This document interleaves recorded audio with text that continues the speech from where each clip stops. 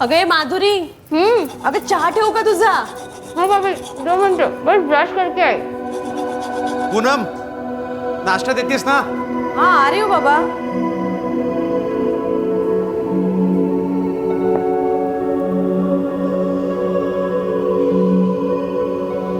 हमारी एरिया में मर्डर? कुठे? कोणाचा? अरे वो नई बिल्डिंग बन रही है ना मेन रोड पे, हाँ। वहाँ का वॉचमैन। अरे देवा रे, रक्षा करने वालों का ही कत्ल होने लगा तो पब्लिक से काय होणार हो? जयेश, खरं सांगू का हो, अपना नाशिक ही अच्छा था इस मायानगरी मुंबई से। अगर पूनम, जब भी कभी ऐसा हादसा होता है तो ऐसा ही लगता है। इसका मतलब ये तो नहीं है ना कि हम जीना ही छोड़ दें, बस भागते रहे एक जगह से दूसरी जगह। अगं माधुरी, हो चहा रेडी आहे तुझा। गुड मॉर्निंग दादा। Good morning. तुम्हारी तो मॉर्निंग हुई नहीं लगता है, रात भर पढ़ती रही, लैपटॉप भी बंद नहीं किया तूने। ओह हाँ, सो सॉरी। एक्चुअली मैं सारी रात ना सो ही नहीं पाई। इतनी बड़ी कंपनी है, मैं प्रिपरेशन कर रही थी। आपको पता है ये इंटरव्यू ना तो मुझे कैसे भी करके क्रैक करना ही करना है। अरे तू नहीं करेगी तो और कौन करेगा? 100% नौकरी तुझे ही मिलने वाली है, समझ। अरे माधुरी, तेरा वो डोंगल रिफिल कराना था ना? अच्छा याद दिलाया। दादा वो सारी रात सर्फिंग कर रही थी ना। ये ले।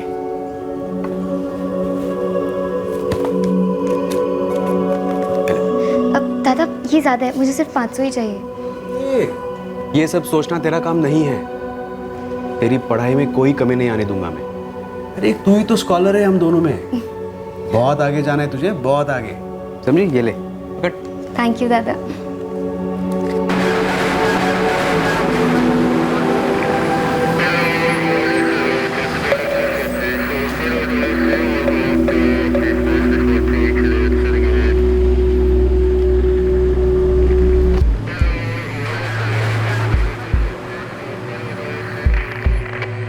साहब मैं एक कॉन्ट्रैक्टर हूँ इधर का, विशाल सकपाल। वो महेश जगताप को मैंने ही नौकरी पे रखा था।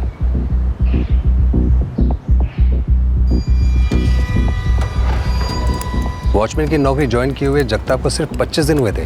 हाँ साहब, और अच्छा काम कर रहा था, कोई शिकायत नहीं थी उसकी। यहाँ आसपास किसी से कोई झगड़ा हुआ था क्या? नहीं साहब, यहाँ तो सब मजदूर लोग रहते।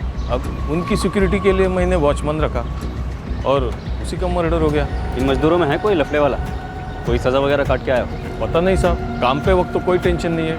अब बाकी कौन कैसे बता सकता है साहब। माने सर, जिस एजेंसी ने इस महेश जगताप को यहाँ काम पर रखा था, वहाँ से उसकी पूरी हिस्ट्री निकलवा, कोई पुरानी दुश्मनी वगैरह। Yes sir. क्या नाम है तेरा? मंगेश मंसूड़े साहब।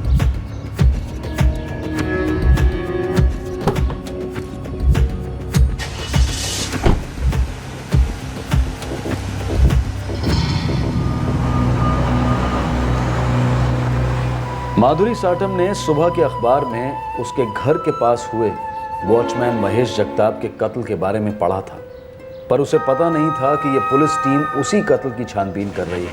उसे उस वक्त मालूम नहीं था कि उसका इस मर्डर केस के साथ किसी तरह का रिश्ता जुड़ने जा रहा है।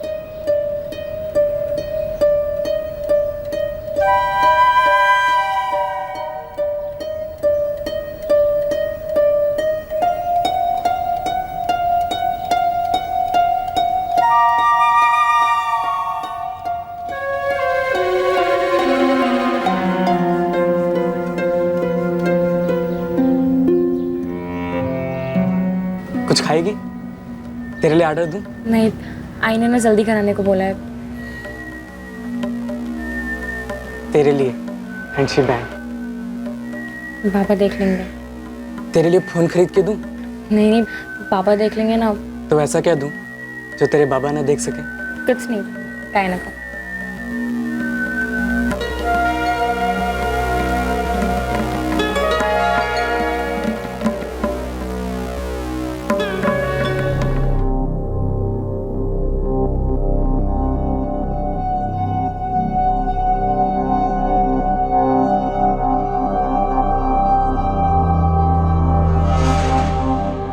वॉचमैन महेश जगताप का कत्ल कई मसलों पर रोशनी डालने वाला था। यह कत्ल कई कड़ियां जोड़ने वाला था। इस केस की एक अहम कड़ी थी 22 वर्षीय माधुरी साटम, जो 1 हफ्ते बाद होने वाले जॉब इंटरव्यू के लिए कड़ी मेहनत कर रही थी। लेकिन माधुरी का इस मर्डर केस से क्या ताल्लुक था, यह साबित होने में काफी वक्त लगने वाला था।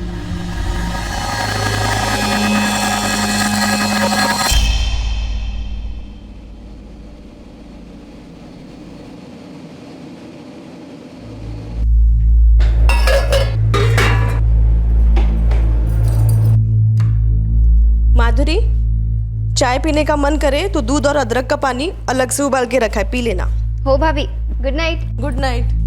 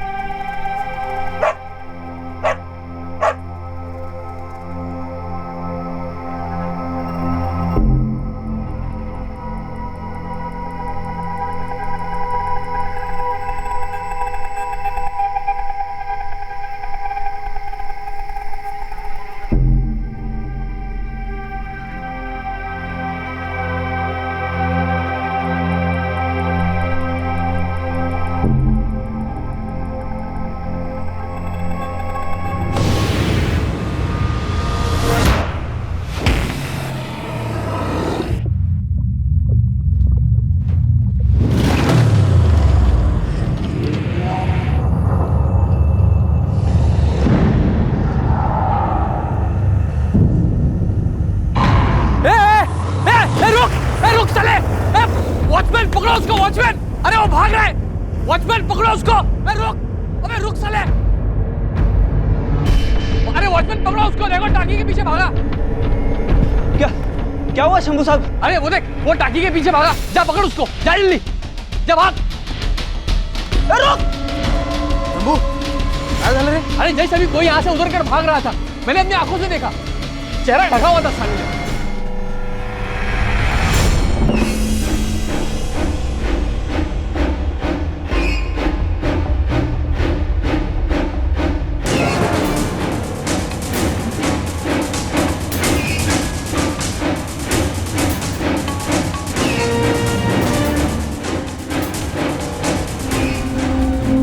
अरे क्या हुआ विष्णु? साहब उधर तो कोई भी नहीं है। भाग गया साला। साहब कोई चोर और होगा, आपने देखकर चिल्लाया तो डर कर भाग खड़ा हुआ होगा। शंभू, तुम्हारी बालकनी की विंडो बंद थी? हाँ, हमारी बालकनी तो रात में बंद ही रहती है, लेकिन क्या वो पिंकी रोने लग गई ना, इसलिए वो उठ गए, वरना वो नजर ही नहीं आता। ए वॉचमैन, क्या करतो है? झोपा करतो है? हाँ? थोड़ा काम किया कर दोस्त, राउंड मारा कर। हाँ हाँ साहब। जयेश काळजी घे। हाँ हाँ, ओके।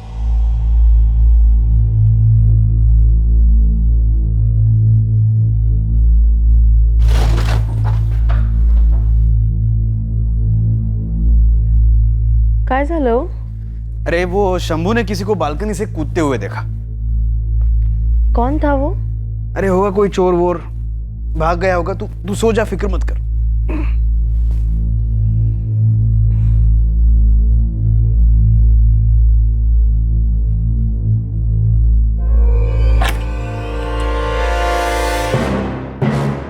पूनम, ये माधुरी ने बाहर से दरवाजा बंद किया है क्या?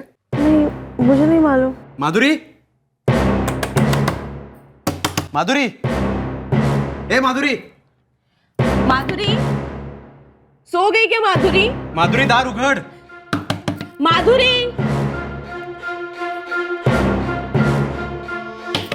माधुरी, दरवाजा खोलो माधुरी। The number you have called is currently switched off. अगं फोन पण स्विच ऑफ लागतो याचा। अहो, कुछ ना कुछ गड़बड़ है। भला माधुरी हमारे बेडरूम का दरवाजा क्यों लॉक करेगी? वो कहीं कुछ हो तो नहीं गया? शंभू, शंभू लवकर बाहेर ये। शंभू, शंभू, शंभू लवकर बाहेर ये। शंभू, शंभू, काय झालं जयेश? अरे हमारे बेडरूम का दरवाजा बाहर से बंद है, माधुरी बाहर सोती है, वो दरवाजा खोल नहीं रही है आणि फोन पण स्विच ऑफ है। ऊपर आके घर की बेल बजाना। हाँ था, आलो मी। लवकर ये, लवकर ये। माधुरी, ए माधुरी, माधुरी जी, माधुरी, माधुरी दरवाजा उघड ना. माधुरी, माधुरी, ए माधुरी.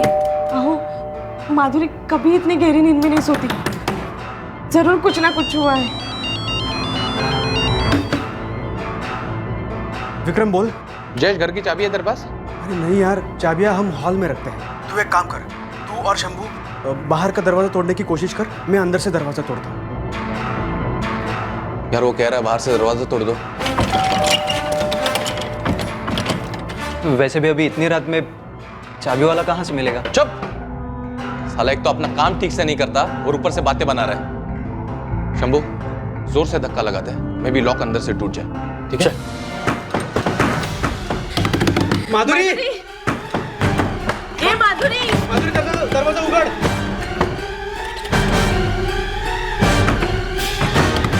माधुरी,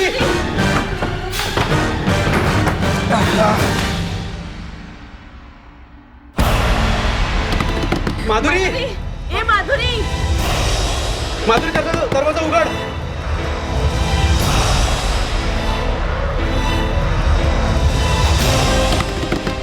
माधुरी, ए माधुरी, माधुरी, माधुरी, माधुरी,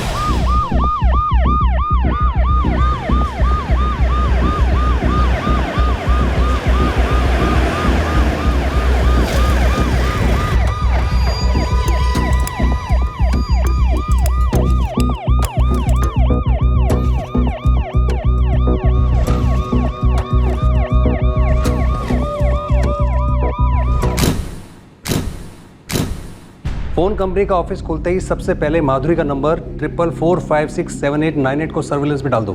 सर विक्टिम की सलवार ढीली है, जैसे उतारकर जल्दबाजी में चढ़ाई गई हो. सेक्सुअल असॉल्ट की पॉसिबिलिटी है. तुम कह रहे थे तुमने किसी को बालकनी से भागते हुए देखा है? हाँ साहब, पहले तो मैंने परछाई देखी, फिर जब बालकनी में गया तो उस आदमी को देखा. वो नीचे कूदकर भागा, उसका चेहरा ढका हुआ था साहब. मैंने चीखम चिल्ली की तो वो वहाँ से भाग गया. फिर थोड़ी देर बाद जयेश ने आवाज़ दी कि उसके रूम का दरवाज़ा बंद है, घंटी बजाने को बोला.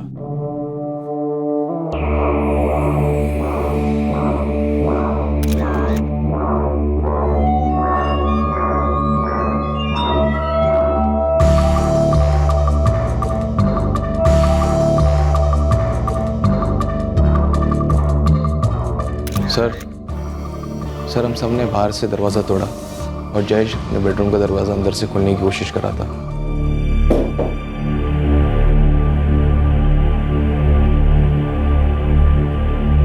माने वॉचमैन को उठा लो. अगर वो ड्यूटी पर था तो कोई अंदर घुसा ही कैसे? सोया था तू? नहीं साहब. सोया था क्या तू? नहीं. रात को गेट से कोई आते हुए दिखाई नहीं दिया तुझे? हाँ? और आवाज लगाई तो पकड़ा क्यों नहीं उसे? बोल. ये विष्णु, नाव का तेरे बोल, नाम बोल उसका. कौन था वो?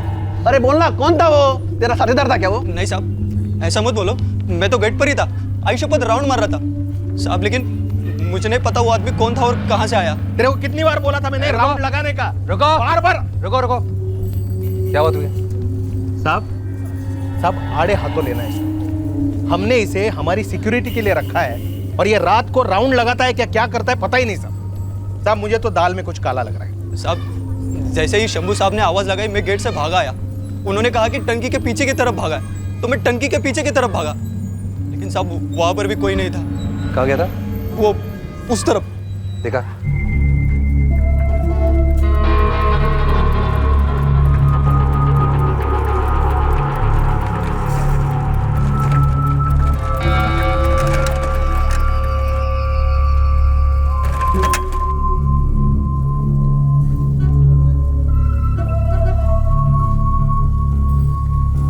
साहब जैसे ही शंभू भाव ने आवाज लगाई मैं तेजी से भाग कर आया.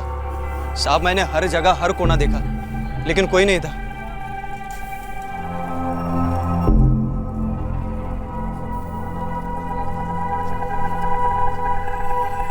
सामने गेट के अलावा अगर कोई यहाँ पर दाखिल होना चाहता है तो इस दीवार से वो आराम से कूद के अंदर आ सकता है. इसीलिए तो इसको काम पे रखा है साहब. इसको साफ साफ बोला था कि नाइट को तुम्हें राउंड लगाना है. कितने लोगों ने इसके खिलाफ कंप्लेंट भी दी है साहब कि रात को गेट के सामने टांगे पसार के आराम से सोता रहता है. नहीं साहब, ये सच नहीं है साहब, आई शपथ में राउंड लगाता हूँ साहब। मैं तो रात को 2 राउंड मार चुका था जब ये हुआ। ना गब्बा समझना तेरे को। हाँ पट गया। क्या नाम है तेरा? विष्णु कराड़े। सर, इस वक्त जयेश और पूर्णिमा बात करने की कंडीशन में नहीं है। भाई बाबा से बोलना होगा। किस मुंह से बोलूंगा उन्हें? तू मुझे नंबर दे। पोस्टमार्टम तक वेट करते हैं, लेकिन बात तो करनी पड़ेगी इन दोनों से। सर, सोसाइटी की जो दीवार है, चढ़ने वाला बहुत आराम से ऐसे कूद के अंदर आ सकता है। एक ही वॉचमैन है? हाँ सर, एक ही है। उसे गाड़ी में बिठाया। सीधा लॉकअप लेके जाते हैं उसको। जी सर। सर मुझे 2-3 घंटे का वक्त दीजिए, मैं देखता हूँ क्या मिलता है मुझे इस क्राइम सीन से। श्योर, कम। किसी ब्लंट ऑब्जेक्ट से वार किया गया है। मौत किस वजह से हुई डॉक्टर? सर पर वार होने से या गला काटने से? सर पर वार पहले हुआ है, पर डेथ गला काटने से हुई है। विंड पाइप बर्स्ट हुई है। और आप इतने श्योर कैसे? क्योंकि विक्टिम का रेप हुआ है इंस्पेक्टर, और रेप के वक्त विक्टिम जिंदा थी। शायद सर पर वार होने के बाद ये बेहोश हुई होगी, और शायद इसी वजह से इसके चिल्लाने की आवाज़ इसके भाई और भाभी को सुनाई नहीं दी, जो उसी घर में दूसरे कमरे में थे।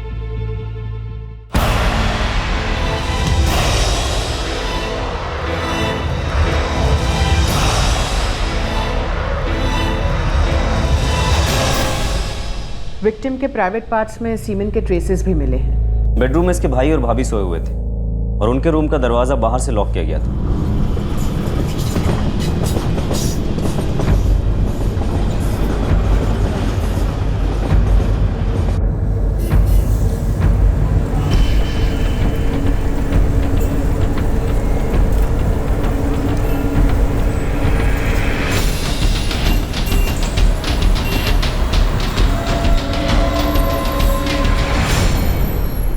निशाना? मेरी बहन को निशाना बनाया गया? मैं कुछ समझा नहीं सर। हमने पूरे अटैक को रिकंस्ट्रक्ट करने की कोशिश की है, और हम लोग इस नतीजे पर पहुंचे हैं कि तुम्हारी बहन माधुरी को पहले सर पर मारकर बेहोश किया गया, उसके बाद रेप और फिर मर्डर। आप दोनों के कमरे में ना कुछ किया गया और ना ही आप लोगों के साथ कुछ हुआ। ये देखिए, ये है मेन दरवाजा की पिक्चर्स। इसमें साफ दिखाई दे रहा है कि दरवाजा और कुंडी दोनों ही टूटा हुआ है, क्योंकि दरवाजे को अंदर से बंद किया गया था। माधुरी? अगर कोई अंदर आया तो वो बेडरूम की बालकनी से ही अंदर आया, क्योंकि मुझे ऐसा बताया गया है कि बेडरूम की बालकनी की खिड़की खुली थी।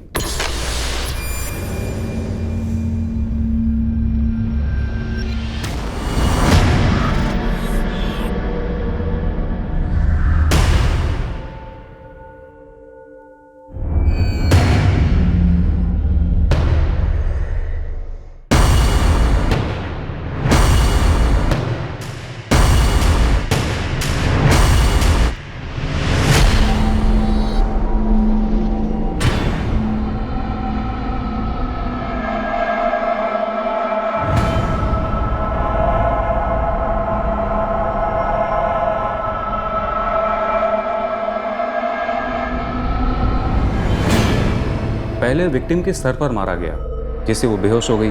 उसके बाद रेप और मर्डर, ऐसा पोस्टमार्टम की रिपोर्ट कहती है। यस सर, उसके भाई ने मिसिंग आइटम्स की लिस्ट भी दी है। लैपटॉप, मोबाइल और गले की चेन भी चोरी हुई है। अब मुजरिम घर से निकला कैसे?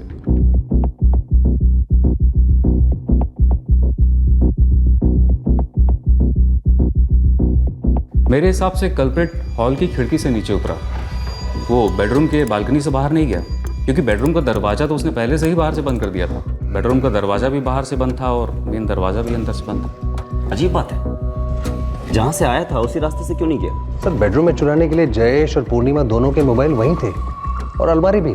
शायद टारगेट सिर्फ माधुरी थी। अभी तक जो कुछ भी हमारे सामने आया है, उससे तो लगता है कि यही हुआ है। कोई था माधुरी की जिंदगी में? नहीं सर, 4 महीने पहले ही तो वो आई थी नासिक से मुंबई। क्या करती थी नासिक में? मेरे आई बाबा के साथ रहती थी।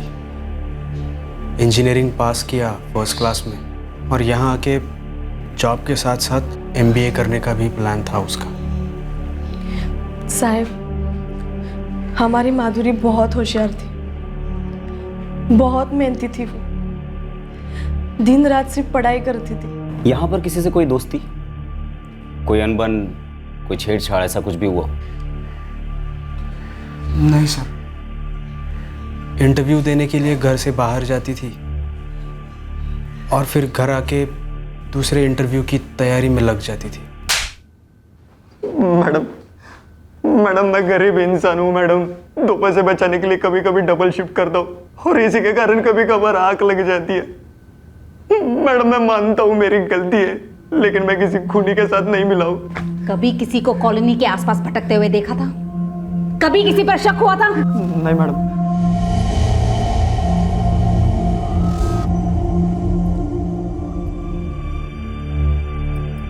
नाशिकमध्ये काही लफडं झालं असतं तर हमको पता चल जाता ना। हमारी माधुरी ऐसी नहीं थी। तसं काही नाही आहे रे, वो सब कुछ हमें बता देती थी। लड़कों से वो बात भी नहीं करती थी। पढ़ाई में उसे इतना टाइम ही कहाँ मिलता था। अगर पण आई, फिर पुलिस ऐसा क्यों कह रही है कि वो आदमी सिर्फ माधुरी के लिए आया था? वो जो कुछ भी बोल रहे थे मैं नहीं मानती उसे। वो तो कुछ भी बोले जा रहे थे। पूछ रहे थे कि क्या माधुरी किसी के लिए दरवाजा खोलती? ये भी कोई बात हुई जी? मैडम हमने हमारे सोसाइटी के सारे फ्लैट्स में पूछताछ की है, कहीं पे कोई चोरी नहीं हुई है। मैडम आपने उस विष्णु वॉचमैन को बराबर से पूछा क्या? मुझे तो पूरा शक उसी पे हो रहा है। हमारी विष्णु से बात हो चुकी है साहब, बस साया देख के बालकनी में आया तो उसे देखा, वो यहाँ से उतरकर कूदा, उसके कंधे पे बैग भी था सर। रुक साले! वॉचमैन! उसके कंधे पे जो बैग था लैपटॉप बैग जैसा था।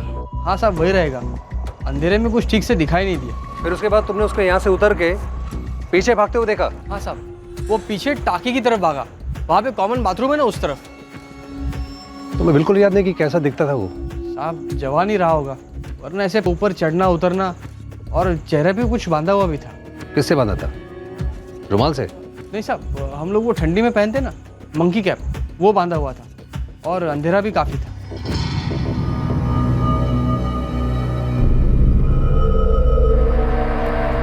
सर, अंधेरा हो तो भी इस दीवार को पार करना मुश्किल नहीं, बल्कि अंधेरे में और आसान होगा। बड़ी अजीब सी बात है। मुजिब ने बाकी कुछ चुराया नहीं, कुछ ढूंढा नहीं, बस माधुरी का मोबाइल, लैपटॉप और गले की चेन लेके चला गया। रेप किया, मर्डर किया और भाई के बेडरूम के दरवाजे को बंद कर दिया। शंभू महात्रे के हिसाब से वो यहाँ से नीचे उतर रहा था और सोसाइटी में और कोई भी चोरी नहीं, कुछ भी नहीं। ऐसा लगता नहीं है कि ये बंदा सिर्फ चोरी के इरादे से सबसे पहले जयेश के फ्लैट में घुसा, फिर लड़की देखी तो उसे बेहोश किया, रेप किया, कत्ल किया। मुझे भी बिल्कुल ऐसा ही लग रहा है। फैमिली को कुछ पता नहीं इस लड़की की पर्सनल लाइफ के बारे में। इसका मतलब ये तो नहीं कि कुछ नहीं हुआ हो, कुछ तो जरूर है। 22 वर्षीय माधुरी साटम की निजी जिंदगी में क्या चल रहा था? क्या अतीत या वर्तमान की ऐसी कोई बात थी जिसकी परिवार और पड़ोसियों को भनक तक नहीं थी? इस केस की कड़ियां बिखरी हुई थी, उन्हें बटोर कर जोड़ने में ही इस केस का हल छुपा था, और पहली चंद कड़ियां सबसे महत्वपूर्ण साबित हुई। सर माधुरी के कॉल रिकॉर्ड्स आ गए। लगभग सभी कॉल्स उसके पेरेंट्स और उसके भाई भाभी को किए गए हैं। कोई बॉयफ्रेंड नहीं है? सर कॉल रिकॉर्ड से तो सामने नहीं आया। शायद इस नंबर से बात ना होती हो, कोई दूसरा नंबर हो, शायद अतीत का कोई रिश्ता हो।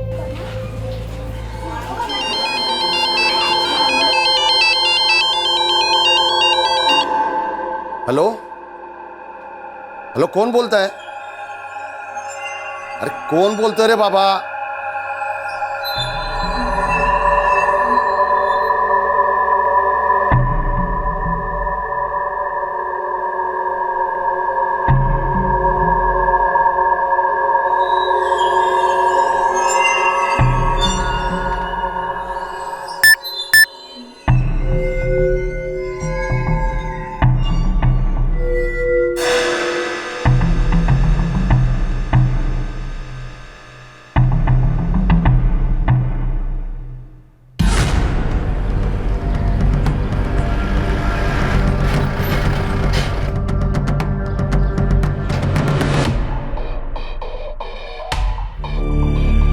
मैं एक छोटी सी फर्म में अकाउंटेंट हूँ। हम मिडिल क्लास लोग हैं सर, किसी से दुश्मनी परवड़ती नहीं सर। पक्का माधुरी तुम्हें सब कुछ बताती थी? हो, अगर मुझे नहीं तो आई को या फिर पूनम को ज़रूर बताती। नासिक में उसके कुछ कॉलेज फ्रेंड्स तो रहे होंगे। फ्रेंड मतलब ऐसे ही या ग्रुप?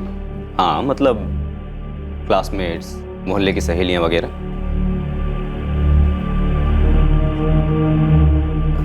हाँ, माधुरी की एक खास सहेली थी कॉलेज में। वो बहुत बार हमारे घर आई है। नाम? गार्गी नेने। इस गार्गी नेने का नंबर और एड्रेस चाहिए मुझे। ठीक है सबीना, अपडेट देती रहना।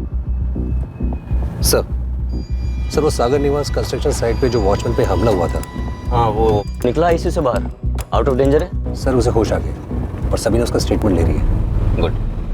हम रोज़ की तरह ड्यूटी पर थे मैडम जी। अचानक से बिल्डिंग के गलियारे में कुछ लाइट्स ऑफ हो गई हैं।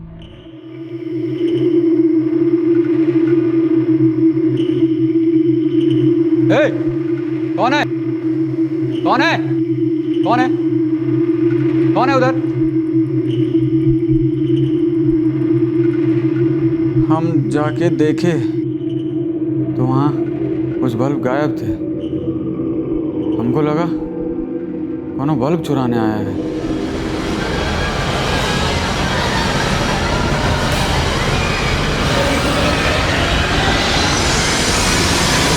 आंखों के सामने अंधेरा जैसा हुआ। अचानक से हम गिर पड़े बेहोश। हमलावर का चेहरा नहीं देख पाए? कितने थे कुछ बता सकते हो? कुछ भी नहीं देखे मैडम जी। लेकिन मार पड़ने के पहले कुछ भी नहीं देखा? किसी की परछाई या ऐसा कुछ? नहीं मैडम जी, कुछ भी नहीं देखे। वॉचमैन नीलेश पांडे पर आक्रमण वॉचमैन महेश जगताप के कत्ल के बाद हुआ। अचानक पुलिस के पास एक ही इलाके के 3 केसेस थे, एक मर्डर, एक अटेम्प्ट टू मर्डर और एक रेप और मर्डर। क्या ये तीनों केसेस जुड़े हुए थे? और अगर हाँ, तो सवाल अब ये था कि कौन से केस की तहकीकात किस केस में जाकर मिलेगी। ये संभावना भी थी कि शायद ये तीनों केसेस एक दूसरे से अलग थे और इत्तेफाक से एक ही वक्त में हुए थे।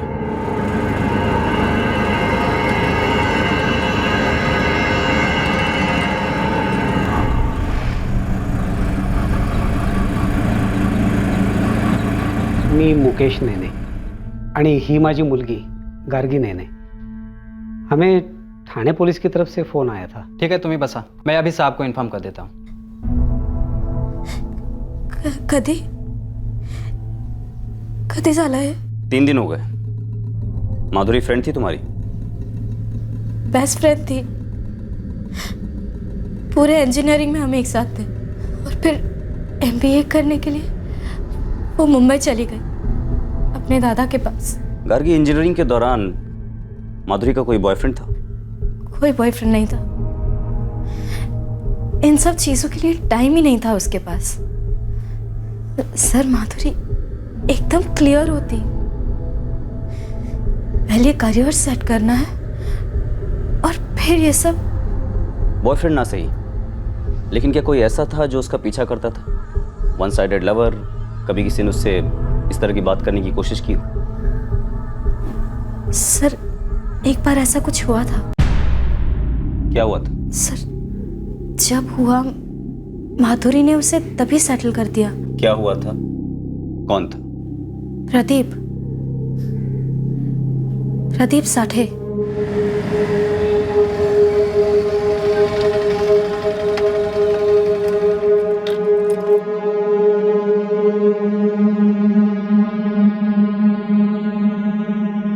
ये प्रदीप साठे स्टूडेंट था? 1 साल सीनियर था। माधुरी को पसंद करता था।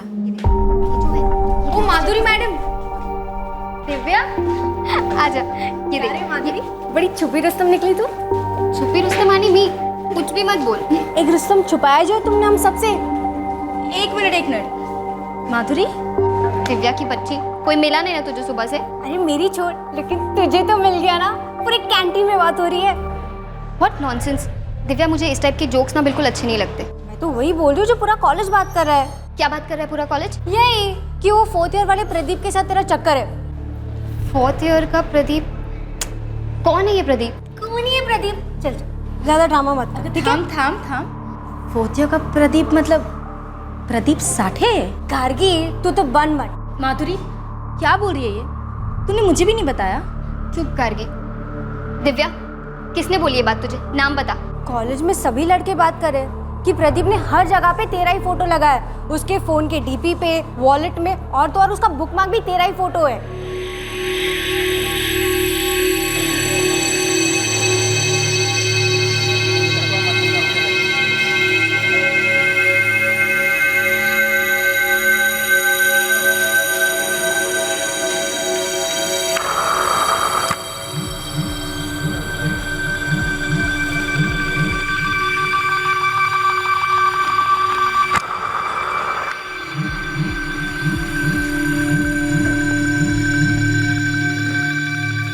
माधुरी सच है, मैं अभी आ रही थी तो कुछ लड़कों को बात करते हुए सुना। वो कह रहे थे कि प्रदीप ने उन्हें बोला। पक्का तू श्योर है? हाँ बाबा, प्रदीप साठे 4th ईयर वाला, वो ही। What nonsense is this? मैंने कभी बात तक नहीं की है उससे। इतना लूज टॉक कैसे कर सकता है वो मेरे बारे में? देख बॉस, बिल्कुल डिले मत कर, अभी जा और सीधा कन्फ्रंट कर उसे।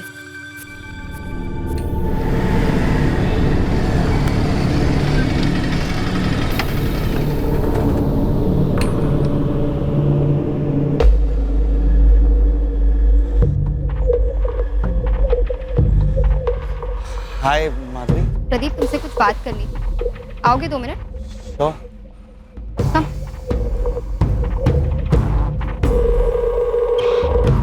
प्रदीप मैं 3 साल से इस कॉलेज में पढ़ रही हूँ। क्या मैंने तुमसे कभी बात की है? कभी हाय हेलो भी किया है? नहीं।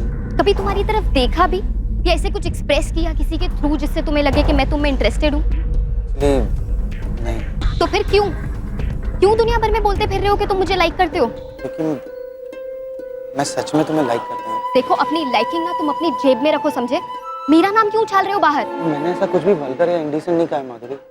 मैंने बस एक्सप्रेस किया अपने दोस्तों को, दैट्स ऑल। देखो तुम्हारे एक्सप्रेशंस ना मुझे बहुत अनकंफर्टेबल फील करवा रहे हैं। मुझे नहीं पसंद है ये सब कुछ और मैं ये टॉलरेट नहीं करूंगी।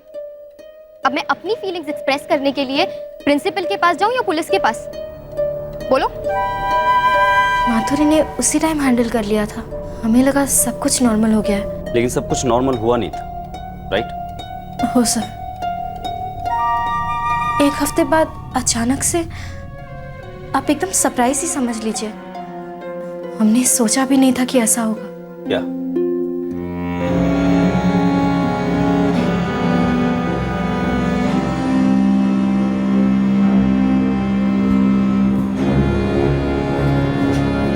माधुरी, तूने सुना?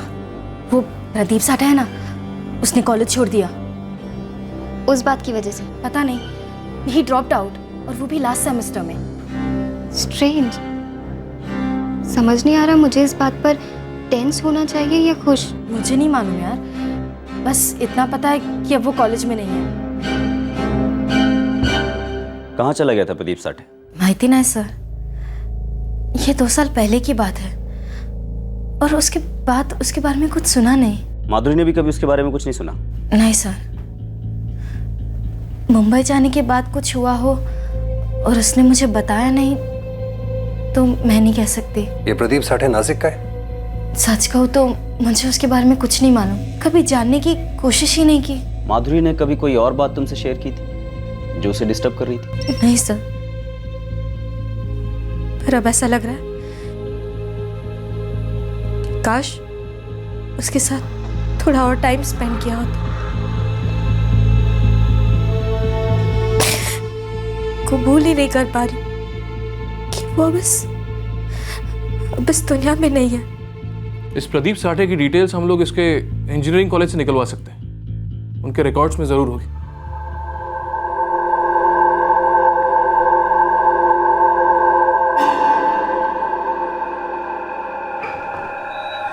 आज डिनर के लिए कहीं बाहर चले, कोई रोमांटिक सी जगह? ओ मिस्टर,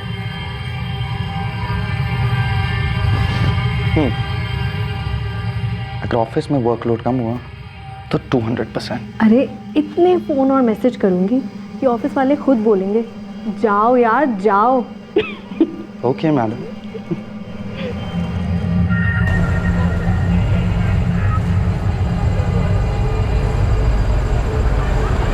हाँ श्रीकांत, अरे कल घर पे आना मेरे, अरे छुट्टी आहे मेरी. अरे ये रे मस्तपैकी बायकोला झणझणीत रस्सा बनवा सांगतो बघ चिकनचा. चिकन आणि भाकरी नो प्रॉब्लेम. पैसे कुठून? अरे बरं झालं रे बाबा तू आलास. तेरे बाबा को मैं अभी नहीं सहन कर पाएगी. तू ही देख ले उनको. बस पैसा पैसा पैसा चाहिए उनको. अच्छा हुआ है तू. थोड़ा पैसा दे बाबा को. एक पैसा नहीं देना. पहले से इतना पी चुके, देखना खड़े भी नहीं हो पाएंगे ठीक से. पैसे दे मला. है तेरे पास? ये नहीं बोलना नहीं है. गला सूख गया मेरा पैसा. मेरी बुराई करती है ना तू उससे. मैंने पैदा किया ना उसको. किससे पैसा मांगूंगा मैं? हक कसला हक को? हाँ आपको तो अपने आप को आदमी कहने का भी हक नहीं है. जानवर कुठला.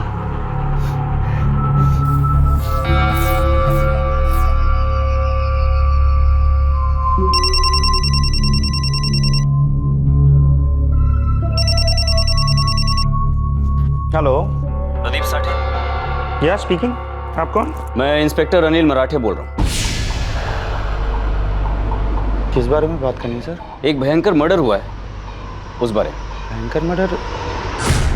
मुझसे क्या जानना चाहते हैं आप? प्रदीप, एक लड़की का मर्डर हुआ है और उसका नाम है माधुरी साटम. माधुरी साटम?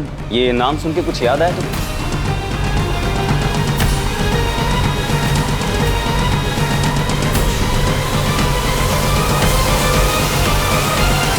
मैं खुद शॉक्ड हूँ सर माधुरी के बारे में सुनकर. और अपनी करनी पर कोई शौक?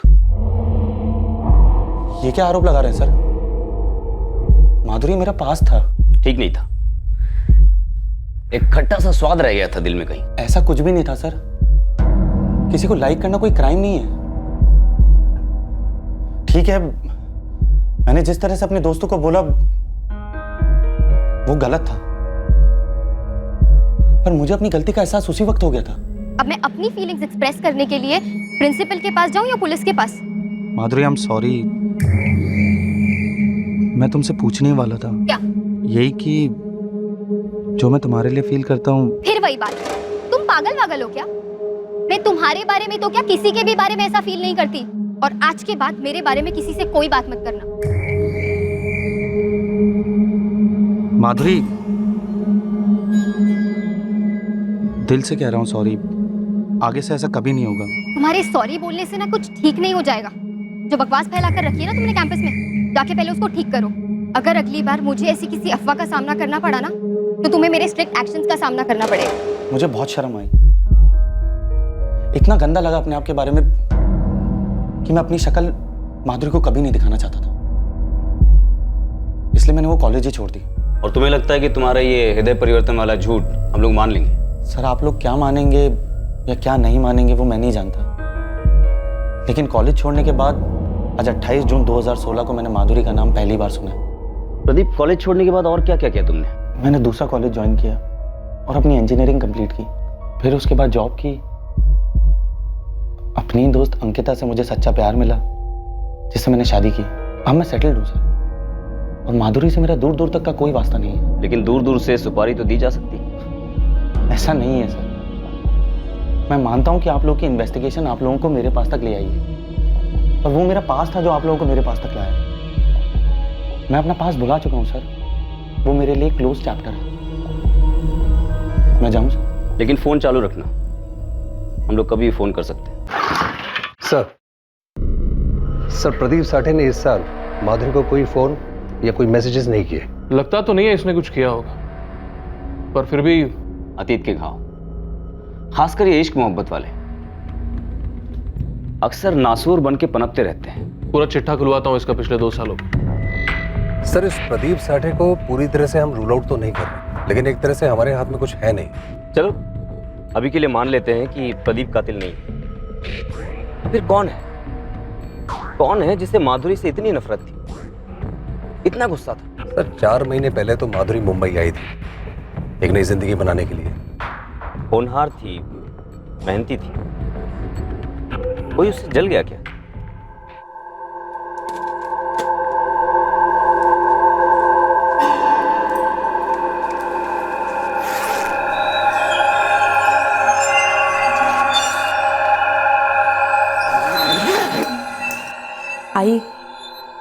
डब्बा बॅगेत ठेवलाय.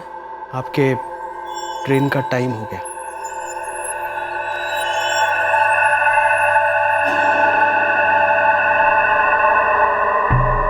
आई.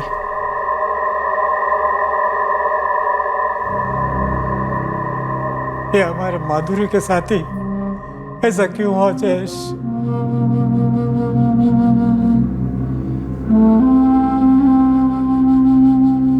अब मैं क्या बोलूं बाबा? मेरे पास बोलने के लिए कुछ है ही नहीं. कोई था या? अब ये सब सोच के क्या होने वाला है? माधुरी तो गई, अब सब पुलिस के हाथ में है. जब पता करेगी तब पता चलेगा क्या सच था क्या नहीं.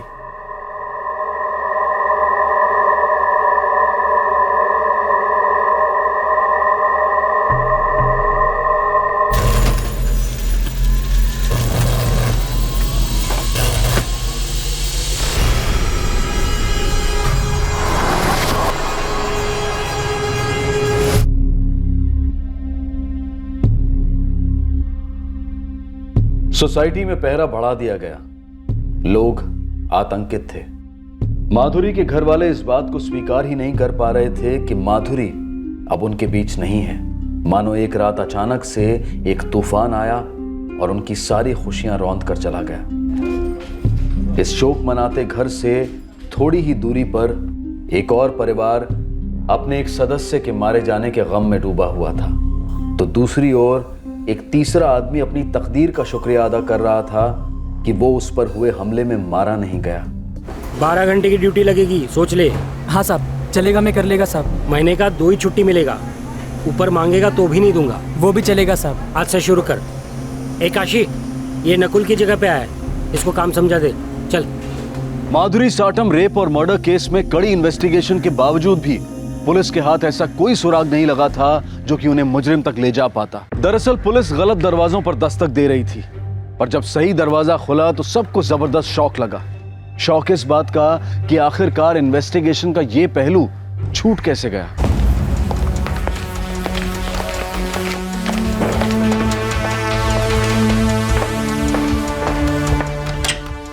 मैं कम सर? यस कम इन. पूरा शहर दहशत की गिरफ्त में है. एक कंस्ट्रक्शन साइट पे वॉचमैन का मर्डर, एक जवान लड़की के घर में घुसकर उसका रेप और फिर उसके बाद उसका मर्डर, एक वॉचमैन पर अटैक.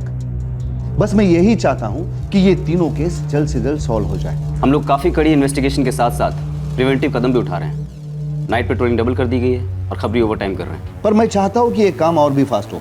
विजय, तो मैं चाहता हूं कि माधुरी साटम का case crime branch local police के साथ हैंडल करे. बाकी 2 केसेस पे भी इंटेलिजेंस और प्रोग्रेस शेयर होगी. सच कहें तो इस केस को अभी तक हमने हर एंगल से टटोला पर कुछ नहीं मिला. माधुरी साटम का फोन अभी भी सर्विलांस पर है? यस सर, पर अभी तक कोई एक्टिविटी रजिस्टर नहीं हुई है. और वो दोनों केसेस महेश जगताप और नीलेश पांडे? दोनों में इन्वेस्टिगेशन चल रही है सर, लेकिन अभी कोई रिजल्ट हाथ नहीं लगा. महेश जगताप अटैक में मारा गया और नीलेश पांडे बच तो गया, लेकिन वो अटैकर्स को देख नहीं पाया. हमें इन दोनों वॉचमैन पे हुए अटैक की फाइल की कॉपी चाहिए. जी, मैं आपके ऑफिस भिजवाता हूँ. इन तीनों केसेस में कुछ कनेक्शन लगता है. हम इन तीनों केसेस को एक केस की तरह देखें. जी विजय जी, बिल्कुल ठीक कह रहे हैं आप. काम बांटते हैं लेकिन तीनों केसेस को एक ही केस की तरह हैंडल करते हैं. सर, तीनों केसेस की एफआईआर मंगवा लेते हैं. नरेश, माधुरी साटम रेप और मर्डर केस का एंगल पर्सनल हो सकता है, लेकिन हालात पर गौर करें तो कुछ और ही है. एक काम करते हैं, इन तीनों केसेस पे अपनी पूरी ताकत लगा देते हैं. सर, माधुरी साटम का घर और सोसाइटी एक बार चल के देख लें. अभी चलते हैं.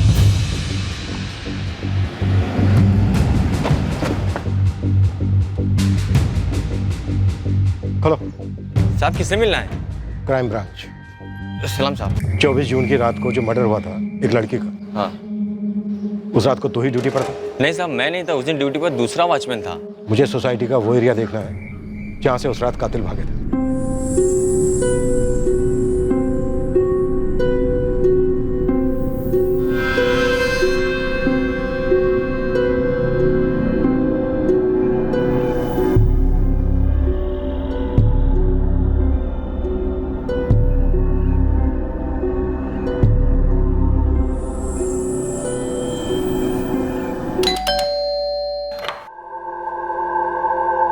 क्राइम ब्रांच, हमें आपका एक बार घर देखना है। Thank you.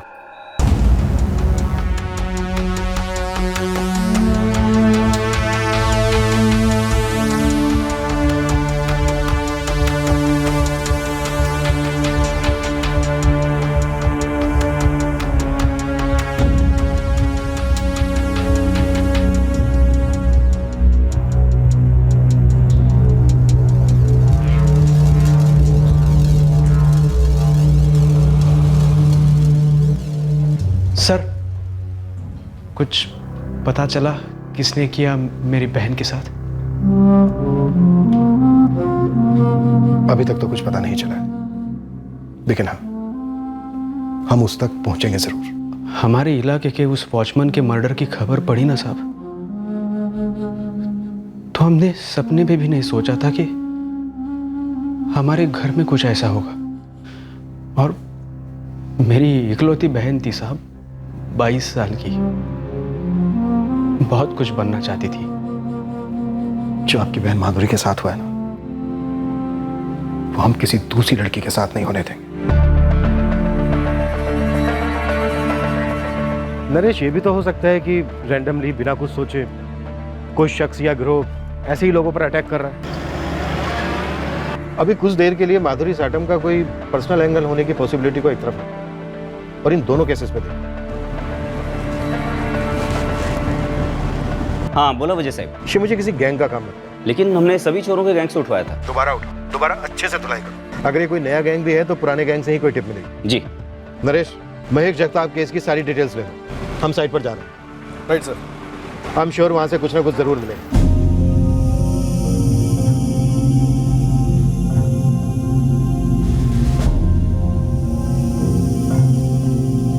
इन 3 केसेस को जोड़ने वाली कड़ियां इस वक्त बेखबरी की धुंध में ओझल थी। तहकीकात करने वाली टीम्स इस धुंध में हाथ पैर मारती हुई जा रही थी, और अचानक उनके कदमों तले एक ऐसा सुराग आया जिसने इस केस को एक नई, अनदेखी, अनसोची दिशा दे दी।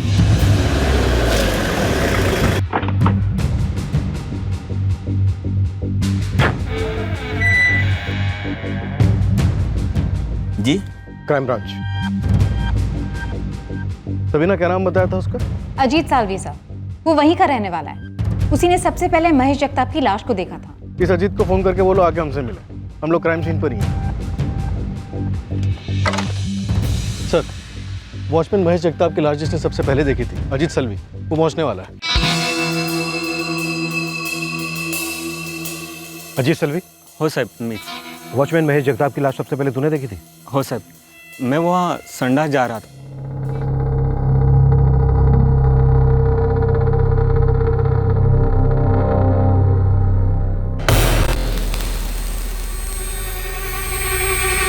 मैं सामने वाले वॉचमैन को आवाज लगा रहा था सर। सामने वाला मतलब मिल कंपाउंड का गेट वाला? हो साहब, वही। फिर सब लोग इकट्ठा हुए, बस्ती के लोग भी आए। वहाँ गेट पर 2 वॉचमैन हैं? हाँ सर, वो पहले भी थे वही। वही दोनों वॉचमैन ना जो आते वक्त दिखे थे? हाँ सर। 20 जून की रात को तुम दोनों ड्यूटी पर थे? जी सर, हम दोनों ही ड्यूटी पर थे और उस दिन हमारी नाइट शिफ्ट थी। नाम क्या है तुम दोनों का? जी, मैं सुरजीत सिंह। जतिन भाटिया। ये जगताप की यूनिफॉर्म और तुम दोनों की यूनिफॉर्म अलग अलग? जी सर, हमें मिल कंपाउंड के लिए रखा गया है। अब वो मजदूरों की बस्ती की सुरक्षा के लिए कॉन्ट्रैक्टर विशाल करंदे ने दूसरे जगह से आदमी मंगवाया था। सर, महेश जगताप बस्ती के पिछले वाले हिस्से में पहरा देता था और वहाँ रहने वाले मजदूरों की हिफाजत करता था। तुम दोनों मिलके सामने वाले गेट के वॉचमैन मजदूरों की बस्ती के पीछे वाली साइड पर नहीं जाते थे? जी सर। और वहाँ का वॉचमैन महेश जगताप कभी सामने वाले गेट पर नहीं आता था? जी सर। नरेश, कॉन्ट्रैक्टर विशाल को बुलाओ। नहीं सर, 24 जून की रात, मेरा मतलब 25 जून की सुबह को जो वारदात हुई, माधुरी साटम का रेप और मर्डर, उसके बाद वहां से कोई केस रिपोर्ट नहीं हुआ है। ये 5वीं बार हो गया। आप लोग हमें खाली पीली फोकट में रगड़ रहे हो। तुम लोगों में से कौन अंडरग्राउंड गया? किसी बिल्डर या सेठ को मारा होता तो समझे, कोई वॉचमैन की सुपारी क्यों देगा या लेगा? ऊपर से उस मैडम का केस, दोनों में कुछ कनेक्शन बनता नहीं है सर। कनेक्शन बनाना हमारा काम है रसूल। तो सिर्फ इतना बता कि इस इलाके में कोई नया गैंग आया? अगर कोई नया गैंग आया भी है ना, तो वो लोग का कुछ सॉलिड खुफिया तरीका रहेगा काम करने। बिल्कुल सर, हम लोगों ने चूं तक नहीं सुना था, और ना ही सुना कि कोई चोरी का माल बेचने के लिए आया या कोई हथियार खरीदने के लिए आया। सर, माधुरी का मोबाइल, लैपटॉप और गले की चेन के अलावा इस पूरे इलाके में चोरी की कोई दूसरी कंप्लेंट दर्ज नहीं हुई है। सिर्फ वॉचमैन नीलेश पांडे की कंस्ट्रक्शन साइट से कुछ बल्ब चुराए गए। हाँ सर, उसके अलावा और कुछ नहीं। महेश जगताप की बॉडी से क्या क्या चुराया गया? मोबाइल और वॉलेट सर। ये कोई पुरानी गैंग नहीं है, नई गैंग है। कोई एक आदमी या फिर दो छोटे छोटे। 24 जून के बाद से कोई अटैक नहीं हुआ है। सर, लोकल पुलिस ने इलाके के सारे गैंग्स को तोड़ा है, किसी ने कुछ नहीं कहा, कोई सुराग नहीं। सुराग इसलिए नहीं मिला है क्योंकि तीनों केसेस में कोई फिक्स पैटर्न नहीं है। अगर पैटर्न एक होता तो वो पैटर्न ही सुराग होता। फिर भी मैं कहता हूं कि तीनों केसेस में कोई ना कोई कनेक्शन जरूर है। देखो, यहां पर महेश जगताप का मर्डर होता है और यहां इस साइड पर वॉचमैन नीलेश पांडे पर अटैक होता है।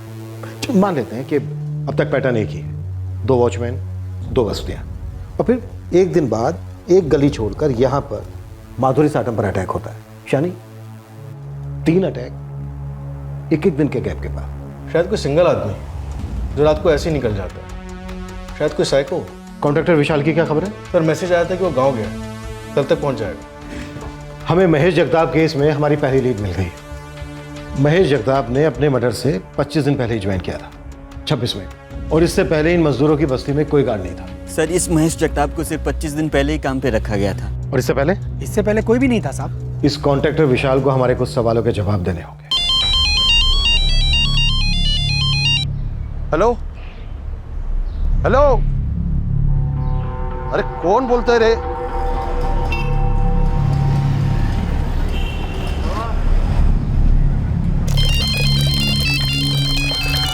हेलो, अरे कौन बोलते रे बाबा?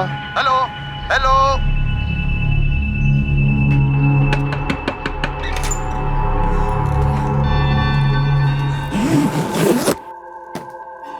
अगं ट्रेनचा टाइम झाला आता. तयार होय की नाही दोनों? हो हो झालं सगळं. चला निघूया. हा चल.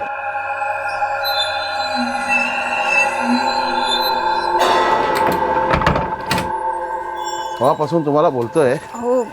आता या की लवकर आता. चल राखी, चल लवकर.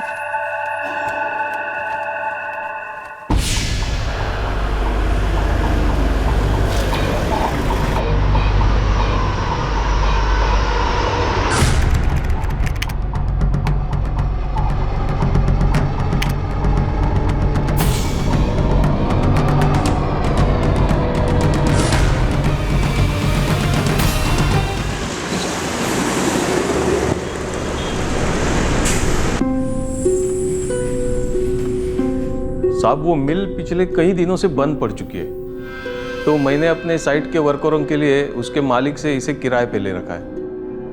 अब बस्ती भी वहीं बसा दी. काम है ना मेरा साहब. लेबर कॉन्ट्रैक्टर मजदूरों के लिए साइट पर या साइट के आसपास घर बनाता है, ये उसका काम है, ये मुझे मालूम है. मुझे ये जानना है कि मजदूरों की बस्ती में वॉचमैन क्यों रखा गया. साहब पिछले कई दिनों से शिकायतें आ रही थी, चोरियां हो रही थी. कैसी चोरी? साहब इस जगताप को ड्यूटी पे रखने से 3-4 दिन पहले बस्ती में एक लफड़ा हुआ था. 20 मई 2016 की रात को इस बस्ती में जो वाकया हुआ वो इन तीनों केसेस की जड़ थी, और इस वाकयात की छानबीन ने इस केस को सुलझाने में बहुत बड़ी भूमिका निभाई.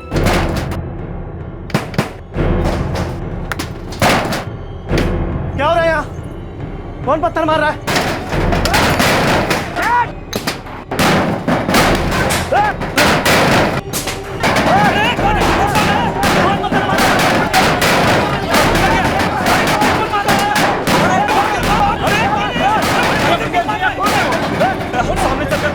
वहाँ के वॉचमैन से पूछा क्या?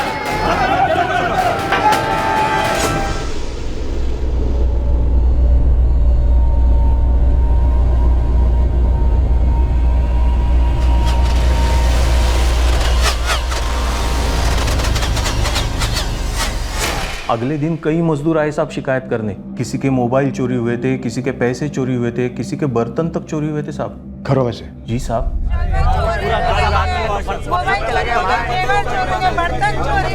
हम मिल के गार्ड लोगों को पूछने गए कि क्या लफड़ा है, उतने में हमारे घर में घुसकर कोई चोरियां कर गया। ये पीछे का इलाका है बड़ा खतरनाक। आप लोग अपने अपने खोलियों के दरवाजे खुले छोड़ गए थे। एकदम से पथराव होने लगा छतों पर, हम सब बाहर भागे। अब कौन दरवाजा बंद करने की सोचता। आपने तो चोरों को खुला ऑफर दे दिया। लोगों की पूरे दिन की कमाई गई है विशाल बाबू। हाँ विशाल बाबू, कई लोगों के तो फोन भी गए। इतना नुकसान कौन भर के देगा विशाल बाबू? देखो, मैं आप लोगों का नुकसान भर के नहीं दे सकता। हाँ, लेकिन आगे ऐसा ना हो इसके लिए कुछ बंदोबस्त कर सकता हूँ। कैसे? मैं एक वॉचमैन रखवा देता हूँ, वो पिछले इलाके में पहरा देगा। तभी मैंने एजेंसी से इस महेश जगताप को ड्यूटी पे रख लिया साहब। उस रात को जो छतों पर पथराव हुआ था और घरों में से चोरियां हुई थी, इसकी शिकायत दर्ज करवाई थी पुलिस स्टेशन में? नहीं की थी साहब, लेकिन दूसरे दिन से सभी लोग अपने अपने काम पे लग गए और फिर आगे 4 हफ्तों तो कुछ भी तो नहीं हुआ ना साहब। कोई चोरी नहीं हुई, लेकिन महेश जगताप का मर्डर हो गया। हाँ, लेकिन वो ये सब लेकिन बाद में विशाल, सब कुछ। उस रात मजदूरों के घरों से क्या क्या चोरी हुआ उसकी मुझे लिस्ट चाहिए। फोन, कैश, बर्तन, सब कुछ। साहब मेरा फोन नंबर बोलो। 44 47 86 545। ठीक। मेरे 2500 रुपये भी गए साहब। मेरा भी मोबाइल गया। सर, कुल मिलाकर 15 मोबाइल चोरी हुए। सबके घर से कुछ ना कुछ कैश गया। टोटल 35-40 हज़ार के आसपास। और इसकी रिपोर्ट नहीं लिखवाई इन लोगों ने? नहीं सर।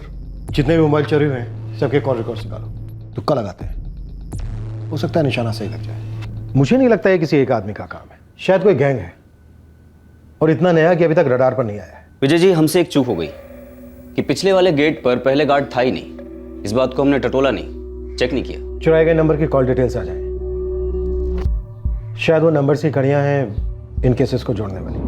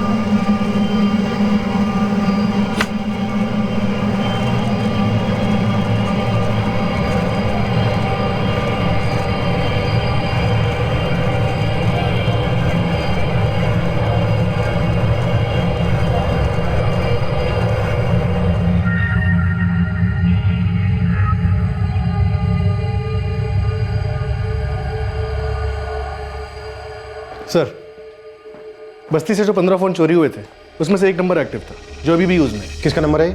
मंगेश बंसोड़े। 44 47 86 545। 444 786 545। इस नंबर से पिछले 3 हफ्तों से सिर्फ एक ही नंबर पे कॉल किया गया, 444 12 0090। ये किसका नंबर?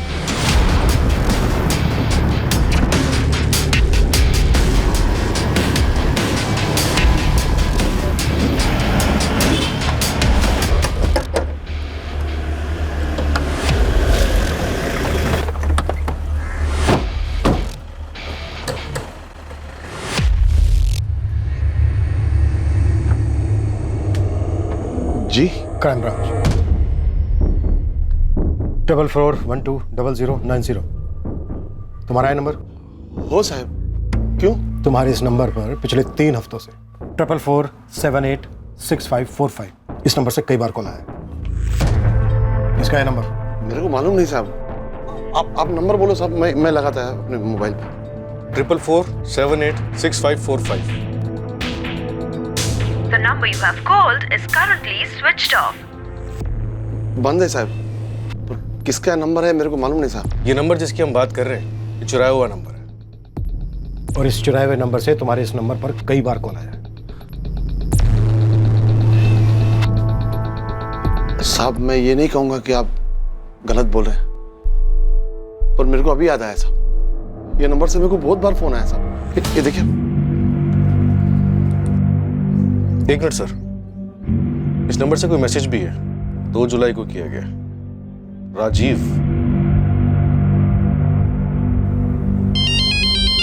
हेलो, कौन बोलता है? हेलो साहब, ये वही नंबर होगा साहब। ये नंबर से मेरे को बहुत बार फोन आया साहब। कभी कभी तो दिन में 3-4 बार फोन आता है, पर कोई बात नहीं करता है।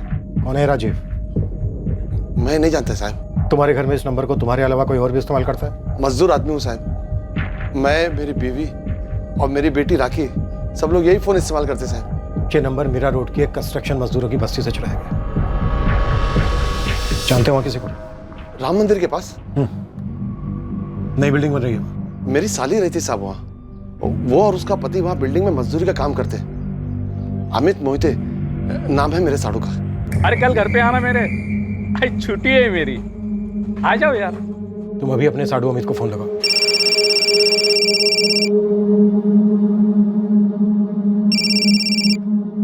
हेलो, हाँ वसंत भाऊ, बोला बोला। अमित, तू किसी राजीव को जानता है उधर?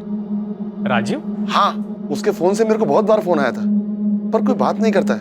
एक बार मैसेज भी आया जो मैंने देखा नहीं, पर उसपे भी राजीव ही नाम लिखा है। मुझे पहचानने वाला कोई राजीव आपको फोन और मैसेज काय को करेगा?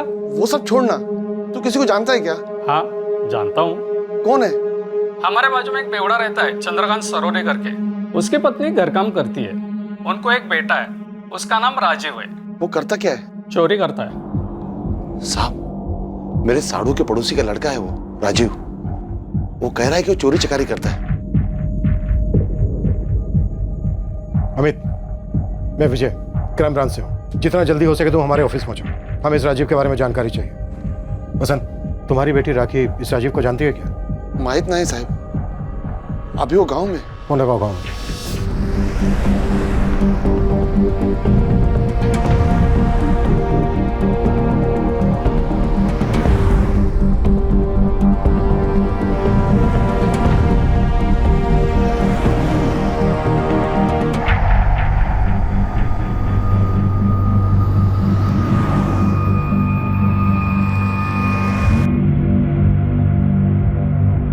बाबा, अब मुझसे ये सब क्यों पूछ रहे हैं? जवाब दे पहले तू मेरे सवाल का। तू वो राजीव को जानती है क्या? वो बाबा, जानती है मैं। ये वही राजीव तो नहीं जो तेरे मौसी के पड़ोस में रहता है? वो बाबा। तू मौसी क्या रहने जाती थी, तभी जान पहचान हुई तेरी उससे? वो बाबा, अब आप बोलोगे क्या किया है उसने, क्या हुआ उधर? ये सब मेरे को नहीं मालूम।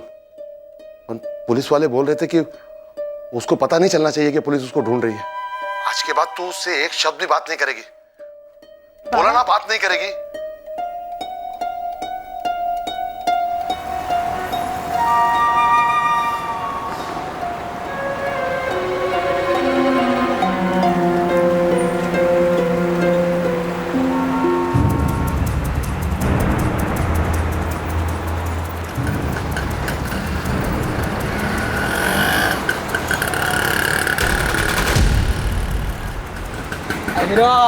चाचा, अरे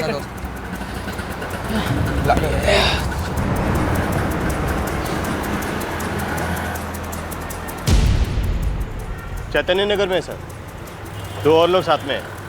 उठा लें क्या सर?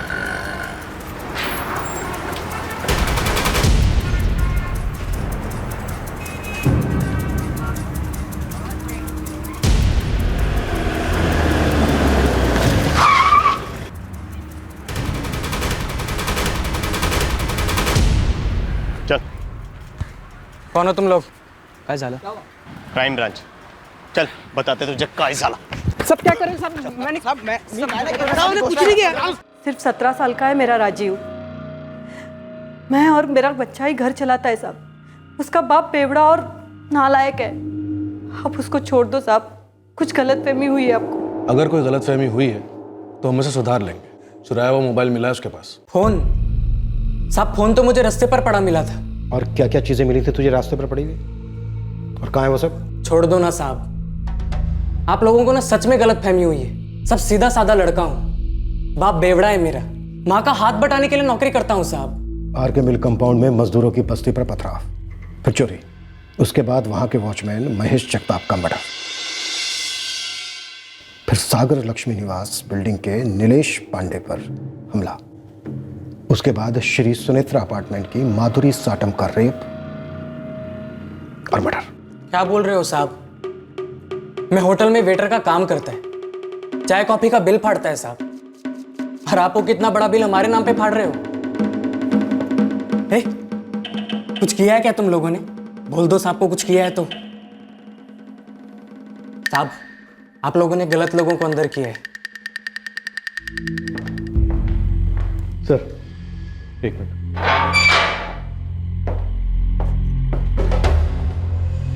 सर ये राजीव माइनर है, इसका 6ठी क्लास का स्कूल का सर्टिफिकेट देखा मैंने, ड्रॉप आउट कर गया था।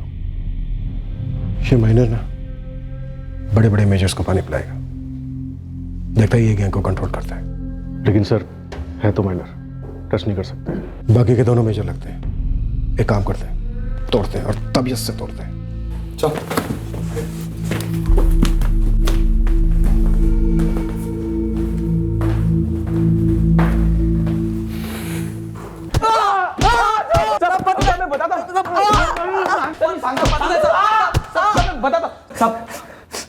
मैं बताता हूँ साहब, हम लोग ने सारा कांड किया, हर जगह हम लोग थे, लेकिन इसके पीछे पूरा का पूरा दिमाग वो राजीव का था।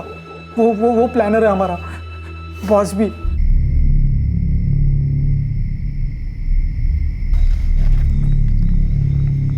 ये पत्थर ना हम सारे छत पर तीनों अलग अलग जगह से मारते।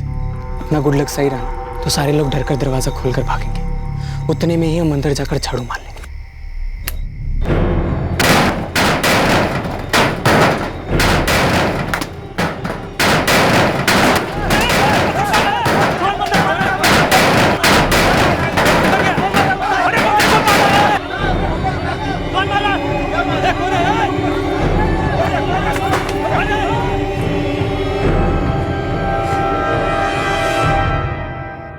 कंस्ट्रक्शन साइट पर बल्ब चुरा रहे थे ना साहब, तो वहाँ पर वो वॉचमैन टपक पड़ा था साहब। हम लोग को लगा वहाँ पे मजदूर लोग रहेंगे, हम उनको लूट सकेंगे। भागो यहाँ से, चलो। महेश जगताप, हम लोग वो बस्ती में जब दोबारा लूटने गए तभी वॉचमैन था उधर। तभी राजीव बोला हम लोग को कि साले को खत्म कर दो, फिर इस बस्ती में कोई वॉचमैन बनने का डेयरिंग नहीं करेगा। अब देख अपना काम कैसे मक्खन की तरह चलता है। चलिए सुनेत्रा अपार्टमेंट की वो लड़की जो अपने घर के बाहर के कमरे में थी,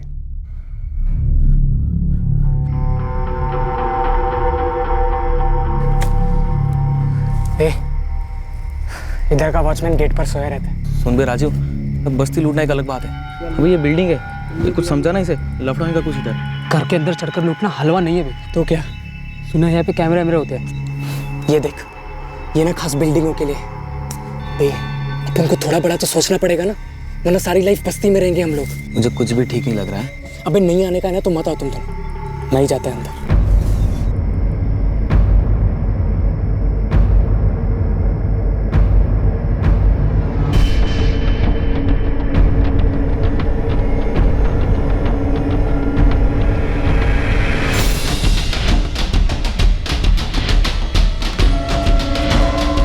वॉचमैन पकड़ो उसको, वॉचमैन! अरे वो भाग रहा है। क्या भाई? वॉचमैन! चल हम चलते हैं, ये तो हम भी मरेंगे। अबे चलना, चल। हम बिल्डिंग में गए नहीं थे साहब, हम बाहर से कर लिए थे। हम लोग को नहीं मालूम कि राजीव फ्लैट में क्या क्या किया। दूसरे दिन अखबार पढ़ा तब समझ में आया कि ये क्या क्या कांड करके रखा है। सिर्फ राजीव गया था अंदर? हो साहब। हाँ साहब। जो सामान चुराया था कहाँ है वो? हमारे बस्ती के पीछे खाड़ी की जमीन है, वहीं पे सामान छिपा है।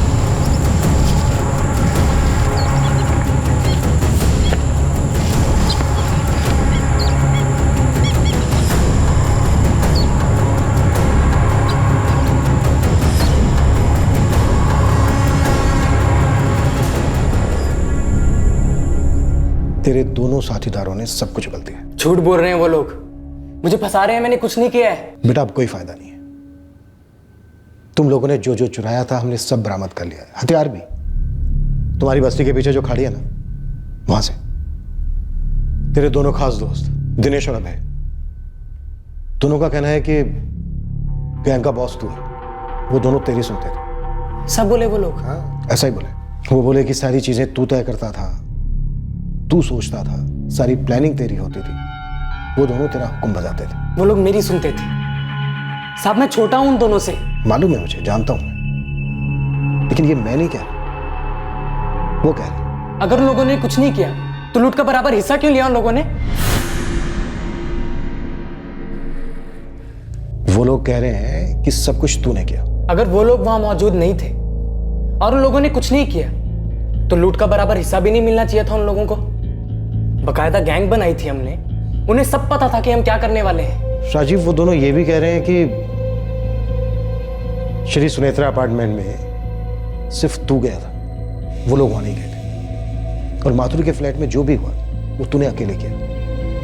हाँ साहब। मेरी ये समझ में नहीं आ रहा है कि तुम माथुर के फ्लैट में गया कैसे होगा।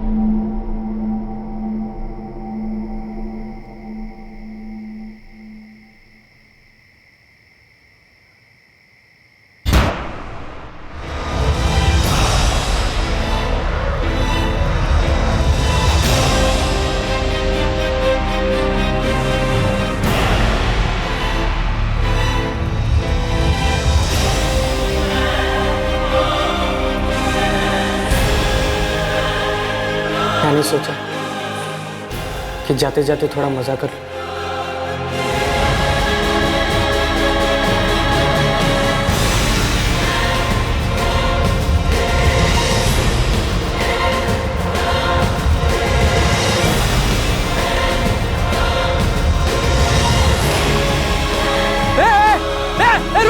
रुक चले, वॉचमैन पकड़ो उसको, वॉचमैन! अरे वो भाग रहा है, वॉचमैन पकड़ो उसको!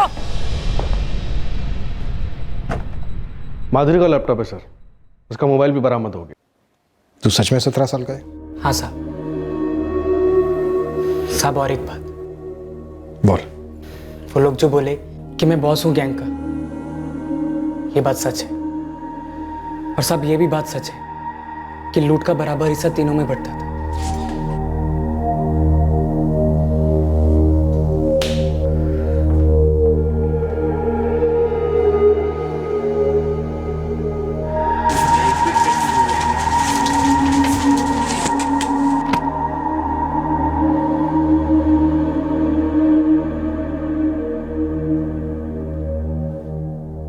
ऐसे पहले हमारा घर लूटने का सोचा और घुस गए। उसे यह तक नहीं पता था कि घर में कौन कौन है।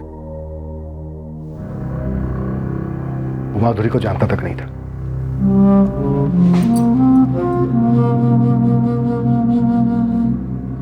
महेश जगताप के घर वाले भी बुरी तरह से चौंक गए हैं ये जानकर कि एक नाबालिग लड़के ने अपने 2 बालिग दोस्तों के साथ मिलकर महेश का कत्ल सिर्फ इसलिए कर दिया ताकि बस्ती वाले घबरा जाएं। नीलेश पांडे भी शौक में है, पर साथ में थोड़ा खुशनसीब भी महसूस कर रहा है कि उसकी जान तो बची और हालत महेश या माधुरी जैसी नहीं हुई। नाबालिग राखी भी बेहद दुखी हो गई है ये जानकर कि जिस नाबालिग लड़के से वो प्यार करने लगी थी वो दरअसल एक चोर, लुटेरा, रेपिस्ट और खूनी भी है। उसे उतना ही पता था जो राजीव ने उसे बताया था। प्रदीप साठे अपने अतीत के बल पर माधुरी रेप और मर्डर केस में सस्पेक्ट बन गया था, पर असली मुजरिम के पकड़े जाने पर उसे भी थोड़ा सुकून महसूस हो रहा था और थोड़ा दर्द भी ये जानकर कि माधुरी की इतनी भयंकर तरीके से हत्या हुई थी।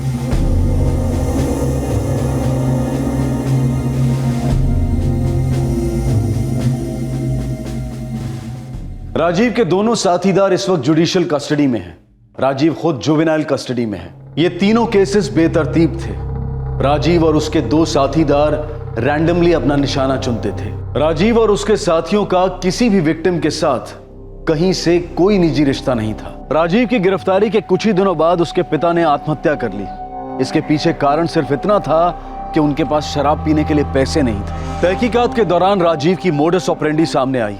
वो ज्यादातर मोबाइल फोन और कैश की तलाश में रहता था और उसके माँ बाप को इस बात का पता भी था। बाप का शराबी होना या गरीबी को दोष देकर राजीव का इतनी कम उम्र में क्रिमिनल होना ये जस्टिफाई नहीं किया जा सकता। अगर राजीव की माँ ने उसकी रिपोर्ट लिखवाई होती तो शायद राजीव को रोका जा सकता था और शायद ये भयंकर जुर्म होते ही नहीं। फिर मुलाकात होगी अगले एपिसोड में एक और चौंका देने वाले केस के साथ। तब तक सुरक्षित रहें, सतर्क रहकर एक अच्छे नागरिक का फर्ज अदा करें और देखते रहें क्राइम पेट्रोल सतर्क। सबक एक को सीख हम सबको। जय हिंद। क्राइम पेट्रोल्स के और भी दिलचस्प कहानी देखने के लिए हमारे चैनल को सब्सक्राइब करें और बेल आइकॉन दबाना न भूलें।